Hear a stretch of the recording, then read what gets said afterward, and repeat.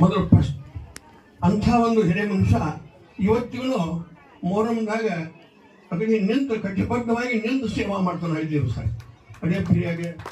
ಮತ್ತು ಪರಸ್ಪರದಿಂದ ನಮ್ಮ ಬಾಗಲಕೋಟೆ ಹಿರಿಯರು ಸೇವಾ ಮತ್ತು ಪ್ರೀತಿ ಎಷ್ಟು ಹೇಳಿದ್ರು ಕಮ್ಮಿ ಐತಿ, ಎಷ್ಟು ಹೇಳಿದ್ರೆ ಅದು ಕಮ್ಮಿ ಆಗ್ತದೆ. ಯಾಕಂದ್ರೆ ಅವರು ಪ್ರತಿಯೊಂದಕ್ಕೂ ಅತ್ತ ಏನಾರ ಒಂದು ಸ್ವಲ್ಪ ನೋವಾಗೈತೆ ಅಂತಂದ್ರೆ ಒಬ್ಬ ಬಂದಿರ್ತಾನೆ, ಏನಾರ ಒಂದು ಸಮಸ್ಯೆ ಅಂದ್ರೆ ಒಬ್ಬ ಬರ್ತಾನೆ.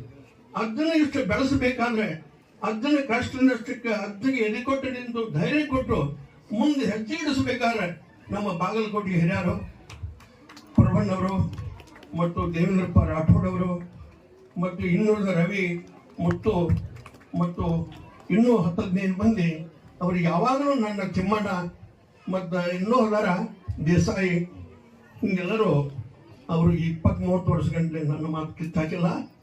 ಇವತ್ತಿಗೂ ಅಂದ್ಕೊಳ್ಳಿ ಬಂದಿರ್ತಾರೆ. ಅವರೆಲ್ಲರ ಆಶೀರ್ವಾದ, ನಿಮ್ಮ ಭಕ್ತರೆಲ್ಲರ ಆಶೀರ್ವಾದ, ನಮ್ಮ ಹೆಬ್ಬಳ್ಳಿ ಗುರುಹಿರಿಯರ ಆಶೀರ್ವಾದ ಇವತ್ತಿನ ಮಿತಿಗೆ ನಾನು ಮಾಡಿದ್ದಲ್ಲ, ನಾನು ಕಟ್ಟಿಸಿದ್ದಲ್ಲ, ಕೋಟಿ ಗಂಟೆ ಖರ್ಚು ಮಾಡಿ ಇವತ್ತಿನ ದಿವಸ ಈ ಹೆಬ್ಬಳ್ಳಿ ಒಳಗೆ ಒಂದು ನಕ್ಷತ್ರ ರೂಪದಲ್ಲಿ ದರ್ಗಾ ತಯಾರಾಯ್ತು.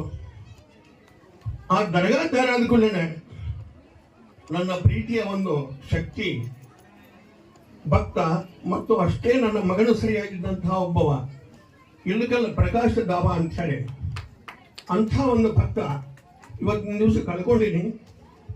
ನಾನು ಆಜ್ಞಾನ ಸುಟ್ಟು ಯಾವುದೇ ವಿಷಯದೊಳಗಾಗಲಿ ಈ ಜಗದಾಗ 20 kg 15 kg ಪ್ರಸಾದ ಮಾಡಕತ್ತಿದವ ಅವ ಇರುವುದೊಳಗಾಗಿ 4-5 ಕ್ವಿಂಟಲ್ ಪ್ರಸಾದ ಮಾಡಿದ. ಆ ರೀತಿ ಒಮ್ಮೆನೂ ಹಿಂದಕ್ಕೆ ಸರಿಲಿಲ್ಲ. ಮೊಹರಂದಾಗೂ ಮಾಡವನ, ಹುಟ್ಟಿದ ಹಬ್ಬದಾಗೂ ಮಾಡವನ, ಯಾವುದೇ ಒಂದು ಪ್ರಸಾದ ಮಾಡುವ ಅವಾಗ ಪ್ರಸಾದದ ಪ್ರಕಾಶ ಅಂತ ಹೇಳಿ ಹೆಸರಿಟ್ಟಿದ್ದೆ.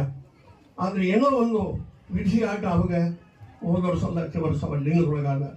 ಆಮೇಲೆ ಆ ಪ್ರಸಾದ ಸೇವೆ ಏನೈತಿ ನೋಡಪ್ಪ, ನಿಮ್ಮಪ್ಪ 20-30 ವರ್ಷ ಮಾಡಿಕೊಂತ ಬಂದ, ಮತ್ತು ನೀವು ಹೆಂಗಂತ ಹೇಳ್ರಿ, ಮತ್ತೆಲ್ಲ ಅಂತಂದ್ರೆ ಮತ್ತೊಬ್ಬರಿಗೆ ದಾರಿ ಹುಡುಕ್ಬೇಕಾಗುತ್ತಂದ.